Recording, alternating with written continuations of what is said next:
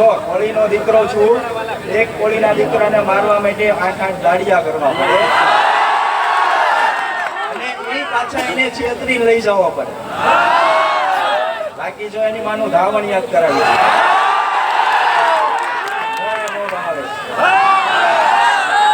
સરકાર શ્રીને વિનંતી કરું છું, મારા સમાજના હોય તોય ભલે અને અન્ય સમાજના હોય તોય ભલે, જો એ સાચા છે તો એને ન્યાય મળવો જોઈએ મારી જેમ. અને જો ન્યાય નહીં મળે તો આવનારા સમયમાં બગદાણા ખાતે ન્યાય સભા અને સંમેલન બે થશે અને ઓલ ગુજરાતની પણ ઓલ ઇન્ડિયાના કોળીને ભેગા કરીશું. એ ભાવનગર પોલીસ કે ગુજરાત સરકાર આની નોંધ લે.